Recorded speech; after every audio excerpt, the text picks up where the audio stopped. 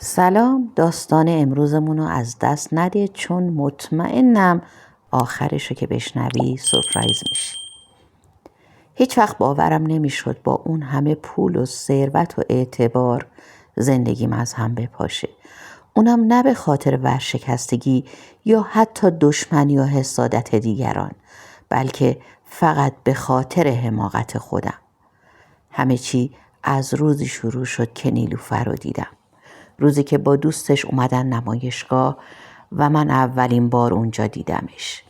یه دختر قد بلند با چشما و موهای مشکی و پوست گندمی، موقر و با شخصیت.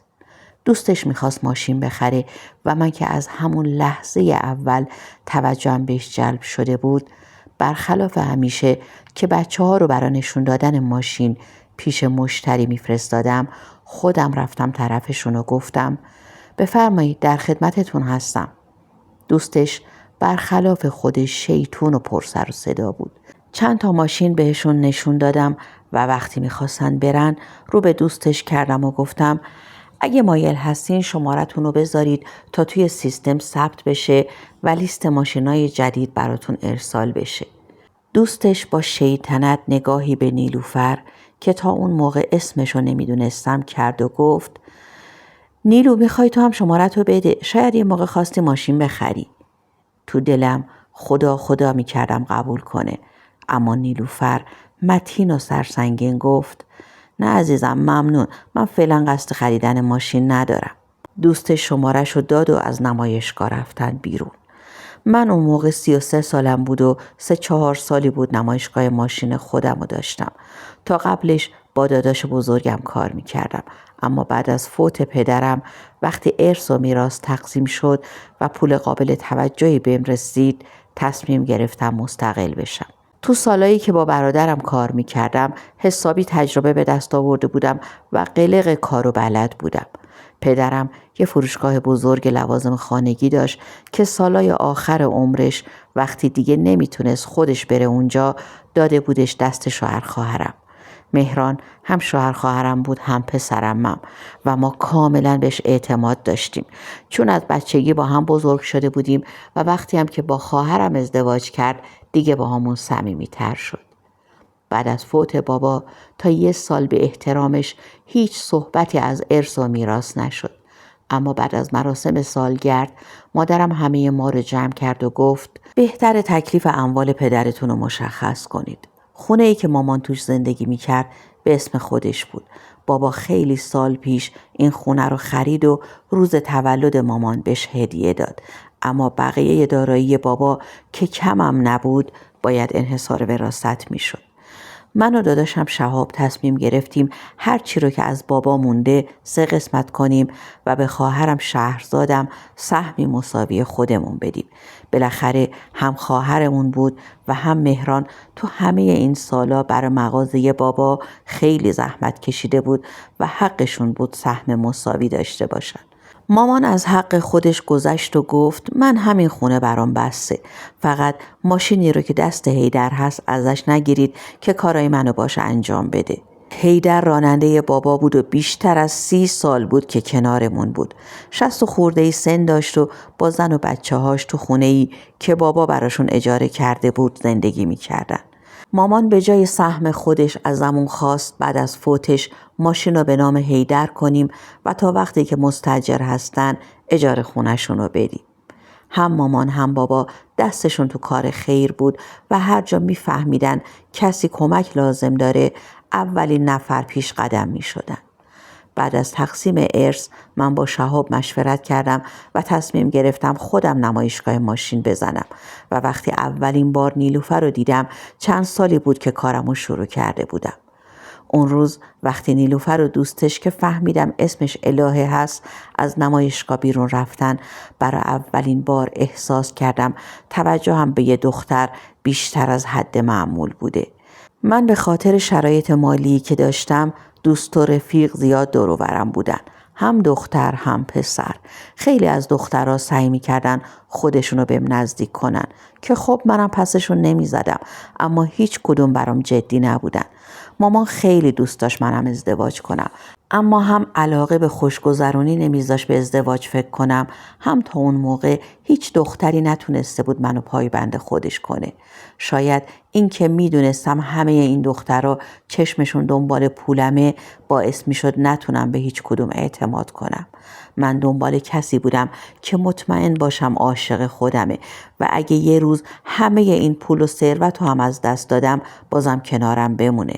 اما تو هیچ کدوم از دخترایی که دور و برم بودن اینو نمیدیدم و حالا یه دختر غریبه که فقط نیم ساعت تو نمایشگاه چرخیده بود جوری فکرمو به خودش مشغول کرده بود که برا خودم هم عجیب بود. یه هفته بعد از اولین باری که نیلوفر رو دیدم دوستش الهه بهم زنگ زد. روی کارتی که بهش داده بودم هم شماره نمایشگاه بود، هم شماره خودم و هم آدرس پیج اینستاگرام و اون به شماره خودم زنگ زد.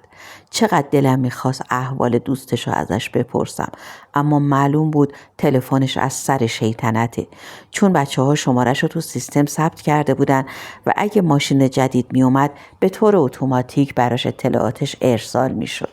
یکم باهاش حرف زدم و خیلی زود متوجه شدم اونم دقیقاً شبیه بقیه دخترایی هست که تا حالا شناختم. خب خیلی هم تعجبی نداشت. بالاخره یه پسر پولدار خوشقیافه توجه هر دختری رو جلب میکنه. تلفن رو که قطع کرد با خودم فکر کردم باش دوست بشم و از طریق اون دوباره نیلوفر رو ببینم. اما خیلی زود از این فکر منصرف شدم. اولا که من هیچ وقت دنبال دخترها نمی رفتم و همیشه اونا بودن که می اومدن سمتم. دوما به فرض که از طریق اون نیلوفر رو پیدا می کردم. وقتی می فهمید با الهه دوست هستم چطور ممکن بود بهم توجه کنه؟ اون دختر موقر رو با شخصیتی که من دیدم امکان نداشت قبول کنه دوستش رو دور بزنه. از این فکر احمقانه خودم خندم گرفت، ولی خب باید یه راهی پیدا می کردم و این راه همون شب فراهم شد. آخر شب تو تختم دراز کشیده بودم و داشتم تو اینستاگرام میچرخیدم که برام یه پیام اومد. سلام، الهه هستم. بله میدونستم الهه هست. از عکس پروفایلش مشخص بود. بدون اینکه جوابشو بدم بلا فاصله رفتم تو لیست دوستاشو دنبال نیلوفر گشتم. پیداش کردم. بعد دوباره برگشتم و جواب الهه رو دادم. نیم ساعتی باش چت کردم و خداحافظی کردم و رفتم سراغ صفحه نیلوفر. با اینکه امید زیادی نداشتم اما فالوش کردم تا ببینم واکنشش چیه. هی وسوسه می شدم بهش پیام بدم، اما بالاخره تصمیم گرفتم 1-2 روز صبر کنم ببینم درخواستم رو قبول میکنه یا نه. وقتی با الهه چت می کردم حواسم بود یه جوری حرف نزنم که هوا برش داره و فکر کنه ازش خوشم اومده. فکر می کردم اگه با نیلوفر دوست بشم حتما الهه از لجشم که شده یه کاری میکنه که بینمونو به هم بزنه و حتما اولین چیزی رو که رو میکنه همین چت ها هست. واسه همین خیلی مؤدبانه و رسمی باش حرف زدم تا راه هر سوء استفاده احتمالی رو ببندم. الهه مرتب برام پستای مربوط به ماشین و طبیعت و اینجور چیزا میفرستاد. 2-3 روزی گذشت و خبری از نیلوفر نشد. خب بالاخره یه نفر پیدا شده بود که من نتونسته بودم توجهش رو جلب کنم، اما اون همه توجه منو به خودش جلب کرده بود و همین برام بزرگترین انگیزه بود که باش دوست بشم. دلو به دریا زدم و بهش پیام دادم، در حالی که اصلا انتظار نداشتم حتی پیاممو ببینه. جوابمو داد و تونستم سر صحبتو باش باز کنم. 1 هفته طول کشید تا شمارش رو بهم داد و 2 هفته زمان برد تا قبول کرد همدیگر رو ببینیم. این دختر واقعا با همه اونایی که میشناختم فرق میکرد. دوست داشتم وقتی میرم دیدنش یه دسته گل بزرگ و یه کادوی گرون قیمت براش ببرم. اما با شناختی که تو همین مدت کوتاه ازش به دست آورده بودم نظرم عوض شد. این کار ممکن بود باعث بشه نیلوفر رو قبل از اینکه به دستش بیارم از دست بدم، چون کاملا مشخص بود نگاهش به عشق و زندگی اصلا نگاه مادی نیست. واسه همین 2 شاخه گل رز گرفتم و رفتم سر قرار. اونم مثل خودم خوشقول آن تایم بود و هر دو درست با هم رسیدیم جلوی کافی شاپ. خدای من چقدر زیبا و باوقار بود. حتی از اولین باریم که دیده بودمش زیباتر شده بود. گلو که بهش دادم لبخند قشنگی زد و با ذوق گلا رو بو کرد و تشکر کرد و وقتی روبروش نشستم و با هم حرف زدیم تازه فهمیدم از اون چیزی که فکر می کردم 1000 بار بهتره. نیلوفر 25 سالش بود و رشته طراحی لباس خونده بود و توی مزان لباس عروس کار میکرد. خانواده متوسطی داشت. پدرش مهندس برق بود و مادرش دبیر ادبیات. 2 خواهر کوچیکتر از خودش داشت که هر دو دانشجو بودن. وقتی از خودش و خانوادهش حرف میزد تو نگاهش پر از عشق بود. انگار داشت از مقدس ترین داراییاش برام میگفت و من تو دلم میگفتم امیدوارم به زودی در مورد منم با همین عشق و اشتیاق حرف بزنه. منم همه چی در مورد خودم و خانوادم بهش گفتم. با اینکه سطح مالی ما خیلی خیلی از اونا بالاتر بود، اما نیلوفر به قدری اعتماد به نفس داشت که در کنارش احساس میکردم باید تلاش کنم و خودم رو بالا بکشم. و بالاخره ما با هم دوست شدیم. نیلوفر از همون اول بهم هشدار داد که اهل دوستیای الکی و بی‌در و پیکر نیست و این دوستی رو فقط برای این قبول کرده که همدیگر رو بهتر بشناسیم و اگه مناسب هم بودیم رابطمون رو رسمی کنیم. برای خودم هم به جز این نبود. نیلوفر اولین دختری بود که از صمیم قلب دلم میخواست باش ازدواج کنم. 6 ماه بعد از دوستیمون دیگه هر دو مطمئن بودیم میتونیم با هم یه زندگی خوب و آروم بسازیم و قرار شد با خانواده هامون صحبت کنیم. وقتی به مامان در موردش گفتم از خوشحالی گریه کرد و گفت خدا رو شکر که بالاخره داری سر و سامون میگیری و اصرار کرد که هر چه زودتر بریم خواستگاری تا عروس آینده‌ش رو ببینه. اما خانواده نیلوفر در اوج ناباوری با ازدواجمون مخالفت کردند. پدرش گفته بود نیلوفر باید با کسی ازدواج کنه که سطح خانوادگیشون مثل خودمون باشه و 3 سال طول کشید تا بالاخره راضی شد. 3 سال رفتم و اومدم و با پدرش حرف زدم. حتی مادرش هم قانع شده بود که من واقعا نیلوفر رو دوست دارم. اما پدرش میگفت اختلاف زیاد طبقاتی ممکنه برای هر دو طرف مشکل درست کنه. 3 سال همه تلاشمو کردم بهش ثابت کنم نیلوفر رو روی چشمام میذارم و خوشبختش میکنم و بالاخره با هم ازدواج کردیم و با یه جشن رویایی که لایق نیلوفر بود زندگی مشترکمون رو شروع کردیم. از همون اول دوستیمون الهه همیشه کنار نیلوفر بود. برخلاف تصورم در مورد اینکه 1-2 بار با هم چت کرده بود به نیلوفر هیچی نگفت و تو برگزاری مراسم عروسیم کلی بهمون کمک کرد. خیلی سعی میکرد عادی رفتار کنه، اما من که مرد بی تجربه‌ای نبودم متوجه میشدم که چشمش دنبال منه و از هر فرصتی استفاده میکنه تا بهم نزدیک بشه. اما من غرق عشق نیلوفر بودم و به هیچ کس و هیچی اهمیت نمیدادم. روزای قشنگ زندگیمون کنار هم و عاشقانه سپری می شدن. برای نیلوفر یه واحد تجاری خریدم و تجهیزش کردم و برای اینکه سورپرایزش کنم بهش پیشنهاد کردم دیگه تو اون مزان لباس عروس کار نکنه. با تعجب نگام کرد و گفت یعنی چی دیگه کار نکنم؟ مگه میشه؟ اون شغل منه. به طرفش رفتم و بغلش کردم و گفتم چرا نمیشه؟ خانم خوشگل من که نباید تو مزان دیگران کار کنه. و کلید رو از جیبم در آوردم و گفتم ایشون باید تو مزان خودشون کار کنن. نیلوفر جیغ بلندی کشید و 2-3 بار بالا پایین پرید. بعد بغلم کرد و گفت هیچ وقت این عشق و محبت تو فراموش نمی کنم و تا آخر عمرم قدر تو میدونم. بوسیدمش و گفتم همین که تو کنار منی یعنی قدر عشقمو میدونی و برام کافیه. نیلوفر مزان خودش رو اندازی کرد و اولین کسی رو که با خودش برد اونجا الهه بود. خیلی دلم میخواست یه جوری رابطه این دوتا تموم بشه، اما نمیخواستم نیلوفر حساس بشه. واسه همین سعی کردم بی خیال بشم و بذارم نیلوفر هر جور دوست داره کارشو جلو ببره.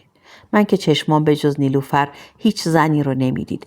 الهه هم که معلوم بود همه سعیشو میکنه خودشو کنترل کنه و رفتار نامناسبی نشون نده. پس دیگه جای نگرانی نبود. با شروع کار مزون پای الهه به خونه ما باز شد. چند باری غیر مستقیم به نیلوفر گفتم دوست ندارم تو خونه صحبت کار باشه، اما نیلوفر متوجه منظورم نمیشد و منم نمیتونستم واضح تر از این بگم که نمیخوام الهه زیاد تو خونمون رفت آمد کنه. کم کم رفتارای الهه تغییر کرد. اینو فقط من میفهمیدم که میدونستم تو دلش چی میگذره. اون اوایل با لباس معمولی و بلوز شلوار پوشیده میومد، اما بعد لباسهای بازتر میپوشید. وقتی اونجا بود سعی میکردم بیشتر تو اتاق خودم رو با کار سرگرم کنم و یه روز بالاخره حرف دلشو بهم زد. اون روز تازه رسیده بودم خونه و منتظر پایین اومدن آسانسور بودم. آسانسور که باز شد الهه رو روبروی خودم دیدم. سلام و احوال پرسی کردیم و پرسیدم تشریف میبرید؟ نگاه عمیقی بهم کرد و گفت آره دارم میرم، برو با نیلوفر جونت خوش باش. از لحن صحبت کردنش تعجب کردم و گفتم متوجه نشدم، منظورتون چیه؟ اخماشو تو هم کرد و گفت خودت خوب میدونی منظورم چیه. اونی که اول تو رو میخواست من بودم. اصلا اگه من اون روز واسه خرید ماشین نیومده بودم نمایشگاه، تو از کجا نیلوفر رو میشناختی؟ یه قدم عقب رفتم و گفتم الهه خانم، حد و حدود خودتون رو بشناسید. من با شما هیچ ارتباطی نداشتم و هیچ علاقه‌ای هم به آشنایی باهاتون نداشتم. از همون روز اول از نیلوفر خوشم اومد و حالا هم یه تار موشو با هیچ زنی تو دنیا عوض نمی‌کنم. اگرم اجازه دادم شما تا این حد به حریم خصوصی ما وارد شید، به خاطر اینه که دوست نیلوفر هستید و شما رو دوست صمیمی خودش میدونه. اما اگه یه بار دیگه از این حرفا بزنید مطمئن باشید بهش میگم و دیگه اجازه نمیدم باتون هیچ ارتباطی داشته باشید. پوزخندی زد و گفت دوستی من و نیلوفر رو هیچ کس نمیتونه به هم بزنه. تو هم مبارک زنت باشی. فقط خواستم یادآوری کنم اونی که تو رو با نیلوفر آشنا کرد من بودم. و بعد بدون خداحافظی راهش رو کشید و رفت. چند ثانیه همونجا موندم. فکر نمی کردم به خودش اجازه بده و مستقیم با هم در این مورد حرف بزنه. نمیدونم نیلوفر قشنگ من چی تو این دختر دیده بود که انقدر دوستش داشت. نفس عمیقی کشیدم و در حالی که سعی می کردم این دیدار و حرفا رو فراموش کنم رفتم بالا. بعد از اون سعی کردم کمتر با الهه رو در روشم تا دیگه بهش فرصت تکرار کردن اون حرفا رو ندم. اما غافل بودم از اینکه این دختر چه خوابی برام دیده. خانواده نیلوفر میخواستن یه سفر چند روزه برن شمال، اما من یه جلسه مهم داشتم که نمیتونستم کنسلش کنم. به نیلوفر گفتم باشون برو، منم کارم که تموم شد میام پیشتون.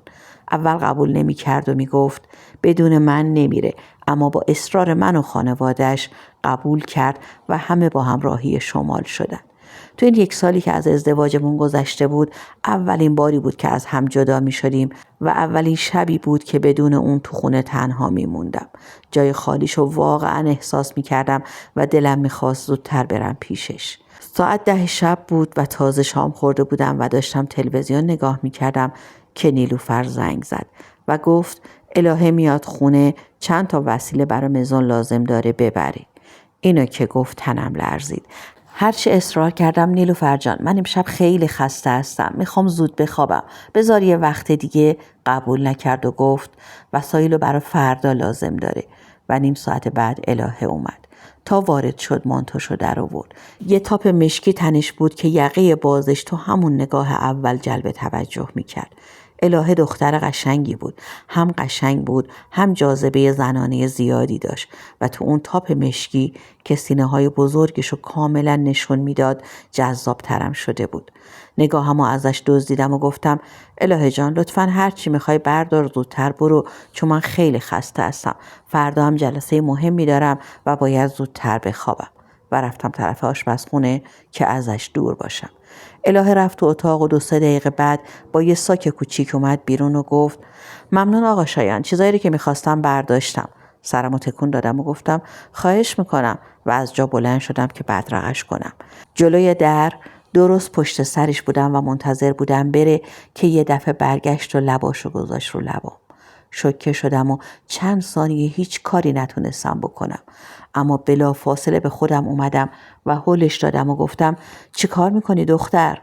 الهه در و که نیمه باز بود بست و اومد طرفم. بوی عطرش تو مشامم پیچید. رومو برگردوندم و گفتم لطفاً برو، بر من و خودت درد سر درست نکن. خندید و گفت اتفاقا من عاشق دردسرم. نمیدونستم چی کار باید بکنم. اگه اون موقع شب صدامو بالا می بردم جلوی همسایه ها خیلی بد می شد. آروم گفتم خواهش میکنم برو، تو دوست نیلوفر هستی، اقلا به اون فکر کن. انگار فهمیده بود کاری از دستم بر نمیاد و نمیتونم به زور بیرونش کنم، چون دوباره خندید و گفت نیلوفر، همون که تو رو از من دزدید. و بازم اومد جلو و درست وقتی رسید روبروم تاپشو در آورد و خودشو انداخت تو بغلم و من دیگه نفهمیدم چی شد و وقتی به خودم اومدم که هر دومون داشتیم نفس نفس میزدیم. باورم نمیشد همچین کاری کرده باشم. از خودم حالم به هم میخورد. از جام بلند شدم و گفتم گم شو برو بیرون. الهه بلند خندید و گفت چطور بود؟ من بهترم یا نیلوفر؟ محکم دستشو گرفتم و از روی مبل بلندش کردم و گفتم همین حالا برو بیرون، دیگه همه هیچ وقت قیافه نحستو نبینم. با خون سردی شروع کرد به پوشیدن لباسش و گفت تا آخر عمرتم که منو نبینی خاطره امشب یادت میمونه عزیزم. و از خونه رفت بیرون و من موندم و احساسی که نمیدونستم چیه، خشم، ترس، نگرانی، شرم، همه چی با هم بود. دیگه چطور میتونستم تو صورت نیلوفر نگاه کنم؟ با چه روی بغلش کنم و کنارش بخوابم؟ اگه الهه چیزی بهش میگفت چی؟ خدایا این چه حماقتی بود که من کردم؟ چطور نتونستم جلوی خودم رو بگیرم و اونو از خودم دور کنم؟ اما هنوز نمیدونستم الهه چه بلایی سر زندگیم آورده. کار زیاد و بهونه کردم و نرفتم شمال. اصلا روم نمیشد با نیلوفر و خانوادش روبرو بشم. 3-4 روز بعد نیلوفر برگشت. وقتی از دلتنگیش برام حرف میزد خجالت میکشیدم. نمیتونستم نگاش کنم. میترسیدم تو چشمام غلطی رو که کردم ببینه و بفهمه چه گندی زدم. الهه دیگه خونه ما نیومد. جرأت نمیکردم حتی اسمشو بیارم و از نیلوفر بپرسم چی شده، اون که خونه ما پاتوقش بود دیگه نمیاد اینجا. فکر میکردم اگه جلوی چشمم باشه بهتر میتونم اوضاع رو کنترل کنم، اما هیچ خبری ازش نبود و همین بیخبری اعصابمو به هم ریخته بود، چون نمیدونستم چی کار ممکنه بکنه. و نگرانیم بی خود نبود. 2 هفته بعد از اون شب شیطانی فیلم رابطمون رو برام فرستاد و من تازه فهمیدم همه کاراش با نقشه قبلی بوده و بدون اینکه من و نیلوفر بفهمیم تو خونه یه دوربین کوچیک کار گذاشته و همه اتفاقای اون شب رو ضبط کرده. از اینکه همه چی رو انقدر دقیق برنامه ریزی کرده بود خشکم زد. قلبم داشت از کار وای میستاد. فقط چهره نیلوفر جلوی روم بود. میدونستم این دختر دست بردار نیست، اما 1% فکر نمی کردم دست به چنین کاری زده باشه. 10 دقیقه بعد از فرستادن فیلم برام نوشت خب آقای مهندس نظرت چیه یه بار دیگه همدیگه رو ببینیم؟ پس میخواست با این فیلم منو تو دام خودش بندازه. جواب دادم حیف اسم دوست که نیلوفر روی تو گذاشته. هرچی پول میخوای بهت میدم، گورتو از زندگی ما گم کن.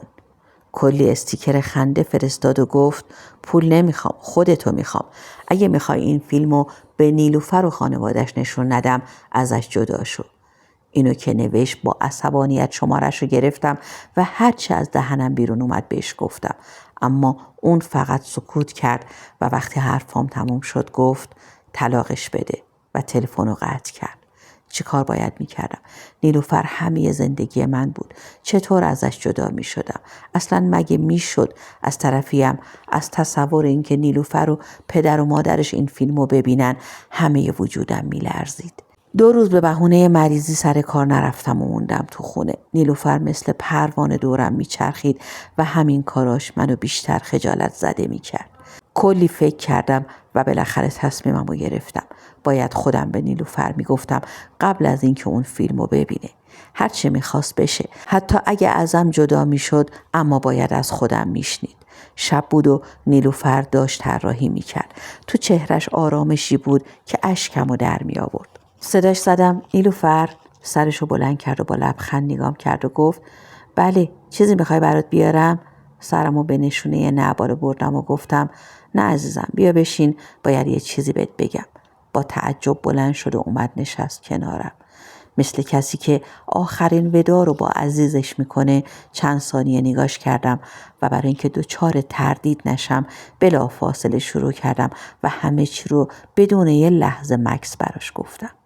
هر لحظه که میگذشت رنگ نیلوفر سفیدتر میشد. نگرانش بودم اما باید حرفم رو تموم میکردم. همه چی رو براش تعریف کردم و وقتی حرفام تموم شد با صدای بلند زدم زیر گریه. نیلوفر آروم از جاش بلند شد. تعادل نداشت. خواستم دستشو بگیرم اما دستمو پس زد و رفت تو اتاق و در و بست.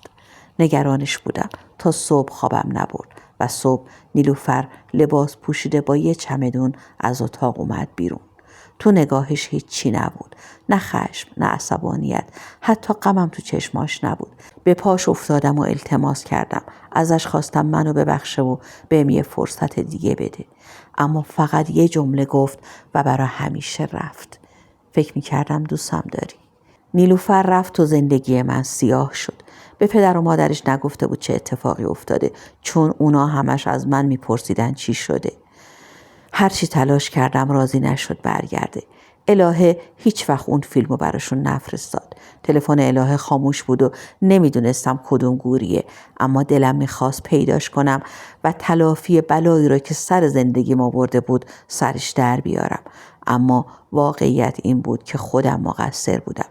من نتونستم در برابر وسوسه اون مقاومت کنم. من نتونستم به عشقم، به نیلوفرم پایبند بمونم. حالا 3 ساله که نیلوفر رفته. من زنده هستم اما زندگی نمی کنم. میرم سر کار و برمیگردم و هر شب تو سکوت خونه صدای نیلوفر رو میشنوم که با عشق و شوق صدا میزنه شایان جان بیا شام حاضره، و هنوز امیدوارم یه روز منو ببخشه و به هم یه فرصت دوباره بده.